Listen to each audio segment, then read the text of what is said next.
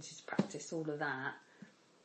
But how many people are really accessing it? It's a bit like looking at the impact then, isn't it? So we put in child protection plans, child and need plans, and all of the focus is in, well, what impact is that having? Yeah. And that's what you want to look at the staff group, yes, isn't it? absolutely. Like, what impact is that having? Is it the right strategy that's getting your staff group to be where they want to be, or is there a gap?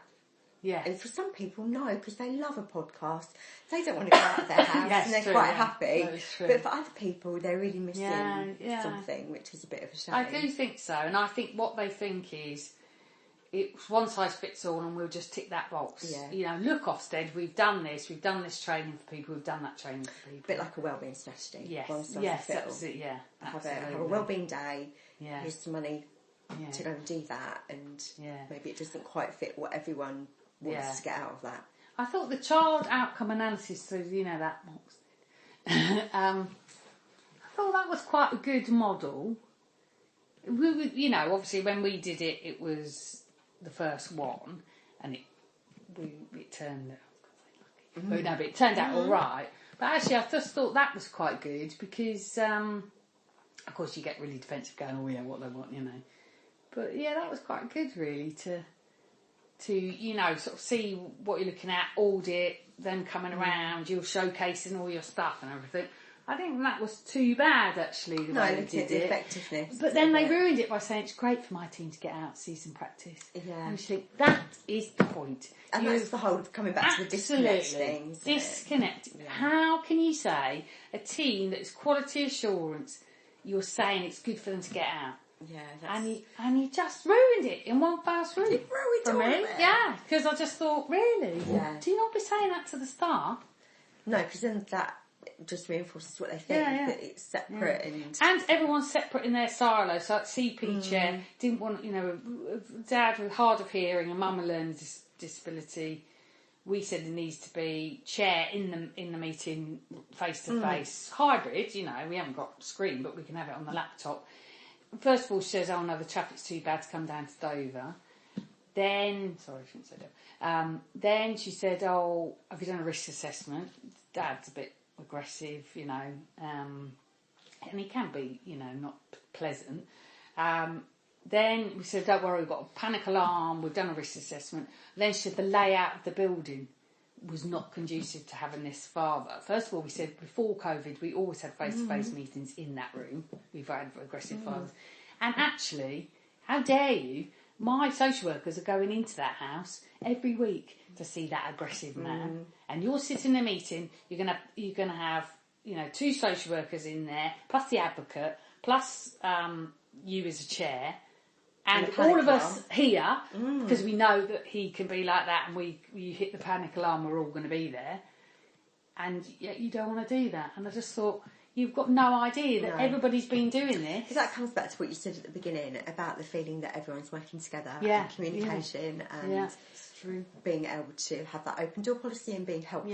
Yeah. So it and understanding that. And when that doesn't happen, that feels really difficult. Yeah. Because that's not.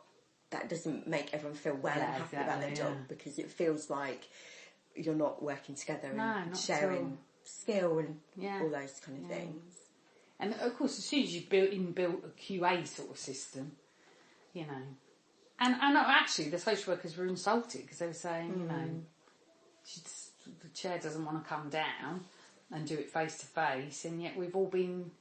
You know, you always come back to COVID. We've all been doing this in COVID. But actually, we've been doing this before COVID, and we used to do it face to face. So what is the problem? Well, I think that from what you're saying, I think that things work best when people are working together and coming up with ideas about how to solve things. Yeah. And you feel like you're in it together rather than a disconnect between different people in different teams. Yeah, definitely. That feels, I think, difficult, really.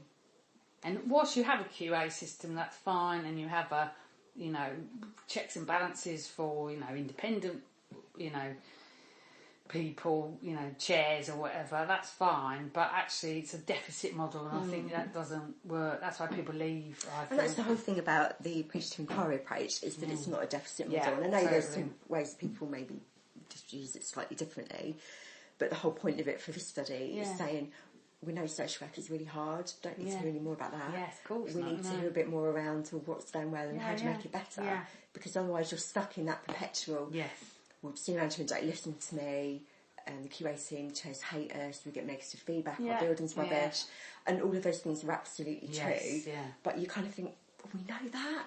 So what can we do? When it's working well, what's working really well? We've got forks. Yeah. But it is true. And I think social workers, and I think every profession probably gets to that point too, but social workers particularly carry a bit of a narrative around our job is really hard. You have to be busy or you're not important. That's definitely true, but probably for other professions as well. And something about the culture of people coming in, they're going to get drawn into that narrative rather than this is a bit difficult sometimes, but you know that because that's the nature of the job. That's not going to be a shock to you. You know, you come into the job with your eyes open.